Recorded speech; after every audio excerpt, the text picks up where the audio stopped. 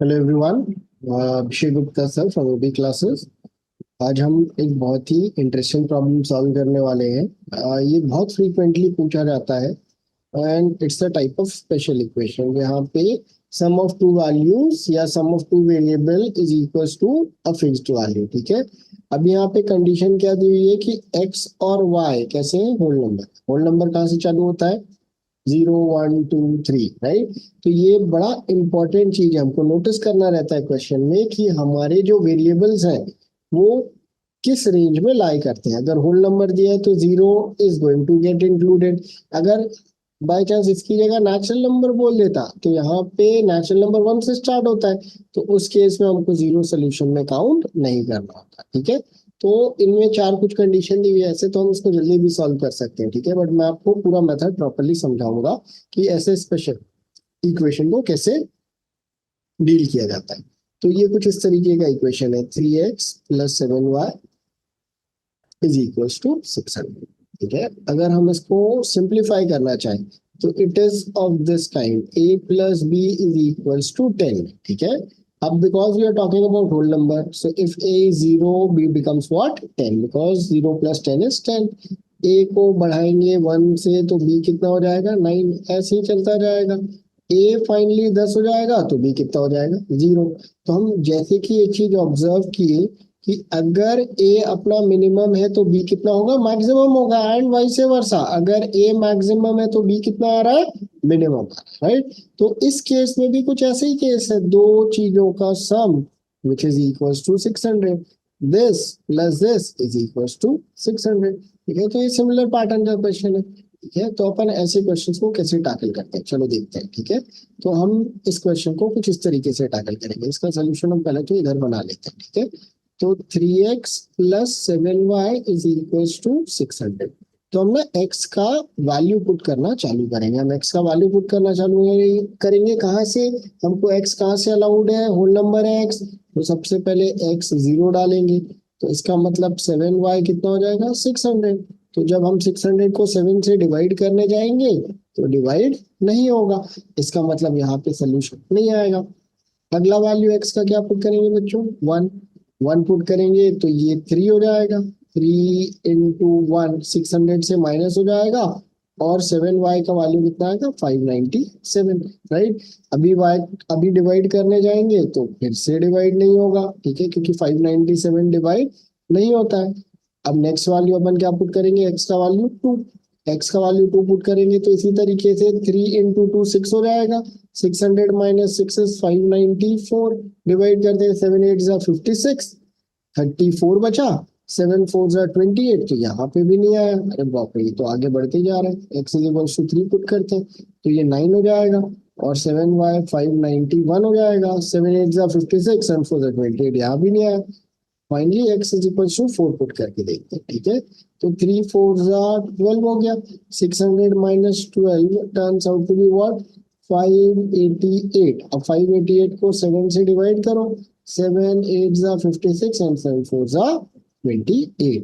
तो हमको इस पूरे प्रोसेस में x का लीस्ट वैल्यू जो फाइंड आउट करना था वो मिल गया। हमको क्या मिल गया? हमको x का लीस्ट वैल्यू। ये सीरीज कहाँ से चालू हो रही है? x4 से चालू हो रही है, और उस केस में y का वैल्यू कितना जा रहा है? 84 जा रहा है। तो x मिनिमम पे y मैक्सिमम आ गया, राइट।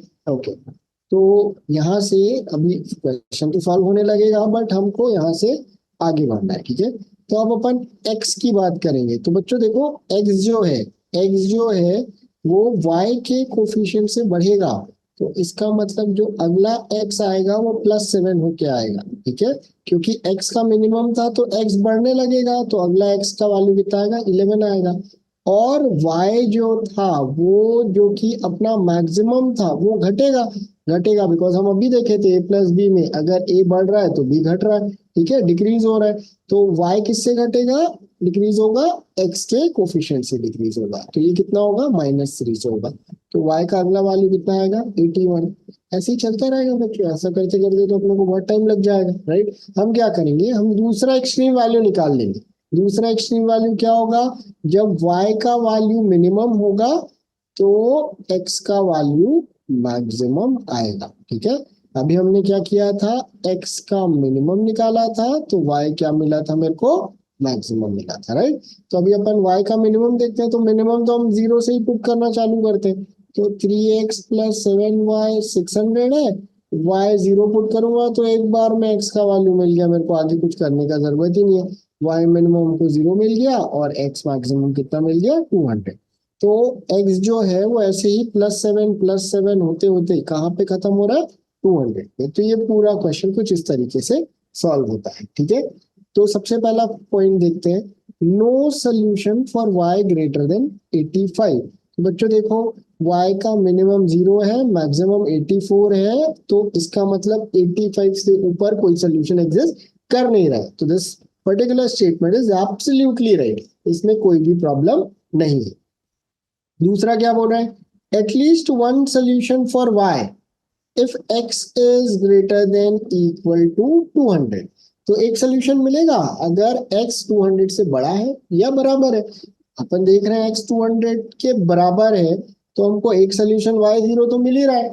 तो इसको तो हम स्ट्रेट अवे, हमको कुछ करने की जरूरत ही नहीं थी, हम इतना तामझाम भी नहीं करते ना।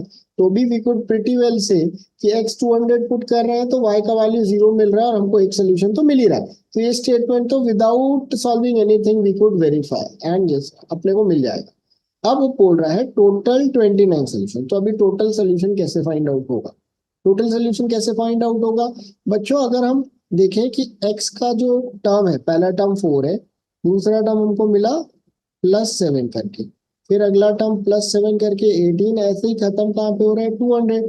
तो this actually is following an arithmetic progression, ये अरिथमेटिक प्रोग्रेशन फॉलो कर रहा है, क्योंकि हर अगला टर्म कुछ फिक्स्ड वैल्यू जुड़ के मिल रहा है, right. So this particular thing is our nth term.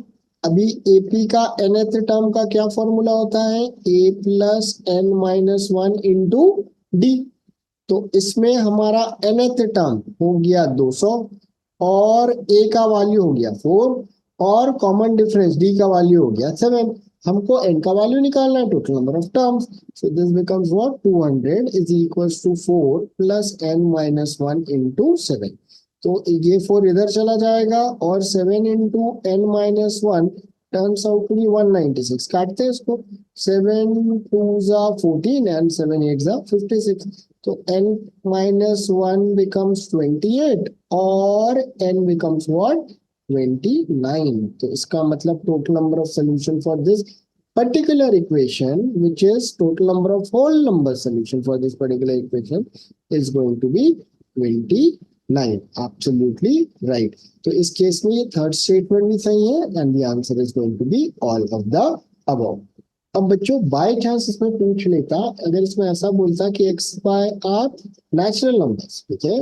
तो नेचुरल नंबर में बच्चों सिर्फ अपने को यहाँ वाला वैल्यू उड़ाना है, क्योंकि y is equals to 0 is not going to be a natural number solution, ठीक है। तो नेचुरल नंबर सोल्यूशन अगर इसके काउंट करने बोलता तो हमारा आंसर होता 28।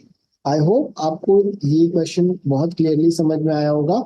ऐसे बहुत से क्वेश्चंस आते हैं, ये question similar to old CAT pattern का क्वेश्चन है, जितना मुझे याद आ रहा है। आई थिंक इट इज 2007 और 8 का क्वेश्चन, ठीक है, जो कि अब आपसे बड़े आसानी से बन जाएगा। Hopefully you would be able to solve such kind of questions in future, और मैं एक्सपेक्ट करूंगा कि आप यहाँ से स्कोर करोगे और कैट में बहुत ज्यादा स्कोर इंप्रूव करके लाओगे। Have a wonderful day guys, thank you.